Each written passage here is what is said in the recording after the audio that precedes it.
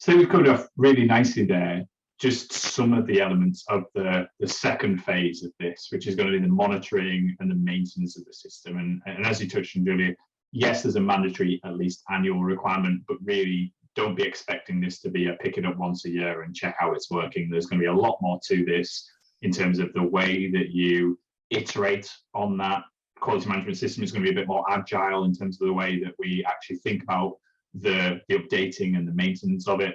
And there's going to be a lot of activities associated with that monitoring and updating where technology could provide a huge differentiator to a more kind of flat file spreadsheet Word document approach to implementing sense. I think, for me, the monitoring capability is really where technology yields some huge potential capabilities. But if we now look back to that first and foremost, standing up this quality management system, or the design of the quality management system as the standards indicate, what would be some of the areas that you think that firms are potentially going to need to seek some help, or going to be able to really kind of give them that eyes wide open? These are the areas that you're going to find a little bit trickier, that you'll want to make sure you've got the right people in the room, or you've got the right amount of focus on these things. From your experience, what would maybe be some of those kind of top tips, Julia, in terms of designing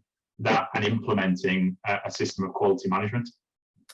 Well, I think there are a number of elements. It's a big cultural change that, a whole set of standards to take a quality management approach. So firms might even want help, a bit of hand-holding with somebody, explaining how that shift actually works. And also, you've got to bring everybody along. It's not just a question of changing the system. Changing the system on its own won't change what people do.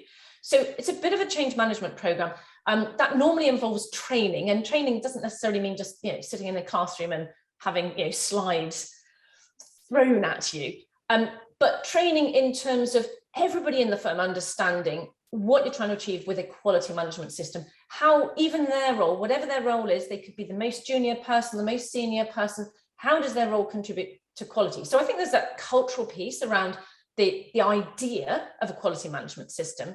But then I think in terms of the responses to risks, some people will be quite used to coming up with, okay, well, I can see that these would be things that would go wrong. Most firms, I'd expect them to be able to say, well, yes, I could see what might go wrong. If I'm being ultra critical of myself almost, these things might go wrong. But then they might struggle to think, well, what do I do? What response would I have? So they might need help to come up with reasonable responses, because responses might come more naturally to people who are more used to writing policies and procedures. And in smaller firms, they might not have anybody who does that. But, responses might be training, might be forms to fill in, might be, all sorts of things in that nature. So some firms might find that quite challenging to come up with responses. And they might also therefore rely on service providers, lists of responses and say, oh, yes, that one fits, my circumstance. So I think that coming up with the responses will be quite challenging.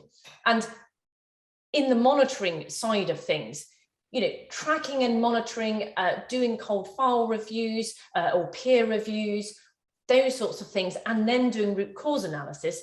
I think a lot of smaller firms do already, outsource a lot of that, and will continue to want to outsource that because they won't have either the expertise or the time internally to be able to do it. So I think those are some elements that would be particularly hard. But writing it down into something, that's probably the hardest in terms of the time that it would take if you were trying to do it all yourself. Getting it into a format that you can use as a system of quality management, particularly the risks, the responses, the objective side of it, and therefore I think smaller firms will most likely want to rely on a starting point. They can't rely on it entirely, but a starting point from a technology company or another company supplying them with, okay, here's what it might look like, and then they can work out how to tailor it for their circumstances.